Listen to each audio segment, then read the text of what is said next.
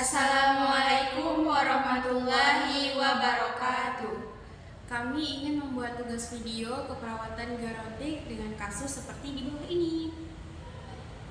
Baik, dari kasus di bawah ini saya akan menjawab beberapa pertanyaan yang muncul. Yang pertama, identifikasi upaya apa yang bisa dilakukan untuk meningkatkan kualitas hidup lansia.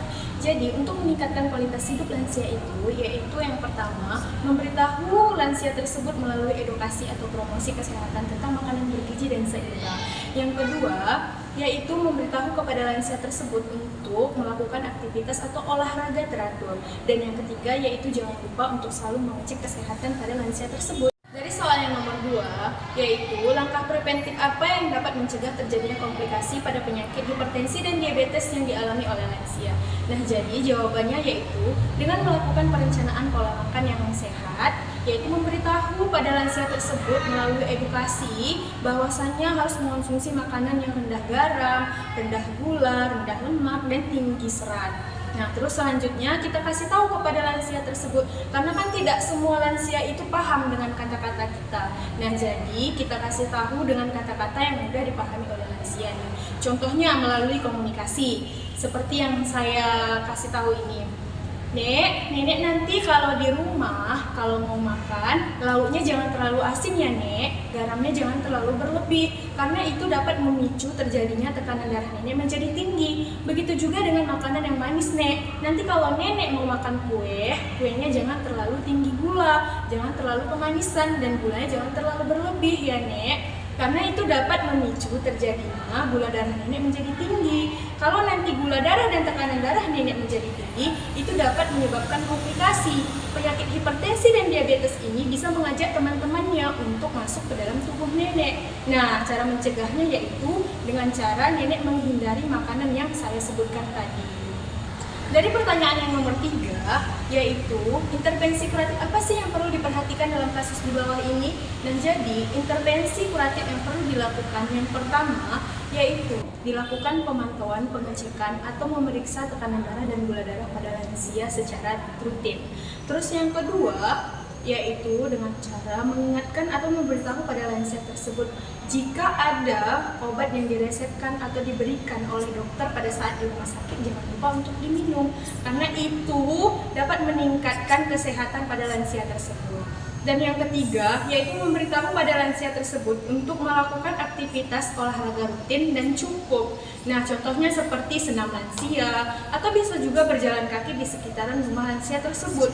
Nah, kita kasih tahu kepada lansia tersebut, kita kasih tahu contohnya. Memberitahu pada lansia tersebut bahwasannya senam lansia itu memang khusus untuk lansia. Memang gerakannya tidak terlalu cepat. Atau jika memang nenek ini tidak sanggup untuk senam lansia, anjurkan atau sarankan kepada nenek tersebut untuk berjalan di sekitaran rumah nenek tersebut saja.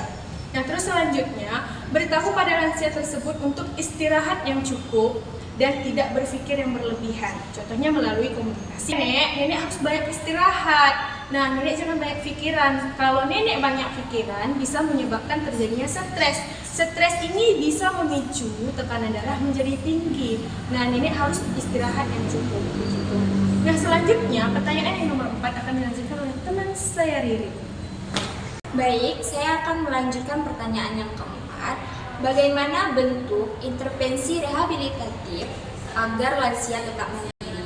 Jadi, intervensi rehabilitatif untuk lansia agar tetap mandiri dapat dilakukan dengan latihan fisik, pendampingan aktivitas sehari-hari atau ADL, stimulasi kognitif dan sosial, serta monitoring kesehatan dasar dan alat medis. Nah, untuk latihan fisik bisa dilakukan secara rutin seperti berjalan kaki, senam lansia, yoga, tai chi, atau bisa juga dilakukan latihan ringan dapat mempertahankan kekuatan otot, keseimbangan, dan juga mobilitas bagi lansia. Nah, selanjutnya untuk pendampingan aktivitas sehari-hari bisa dilakukan, kita memberi dukungan empati kepada lansia seperti membantu lansia untuk makan, mandi, berpakaian, pergi ke toilet, dengan mendorong lansia untuk melakukan semampu mereka sendiri. Nah, jadi untuk kedua aktivitas tersebut kita bisa membantu lansia agar lebih mandiri dan juga bisa melakukan aktivitasnya sehari-hari dengan kemampuan mereka sendiri. Baik, selanjutnya akan dilanjutkan oleh teman saya Gina Rizka Igayam. Baik, di sini saya akan melanjutkan pertanyaan kelima, yaitu jika suatu saat terjadi kondisi buruk kepada lansia tersebut, tindakan paliatif apa yang dapat kita lakukan? Seperti yang kita ketahui ya teman-teman, perawatan paliatif itu tujuan utamanya adalah untuk meningkatkan kualitas hidup lansia.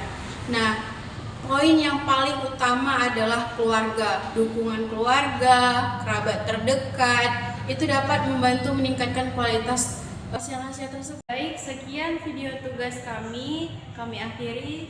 Wassalamualaikum warahmatullahi wabarakatuh.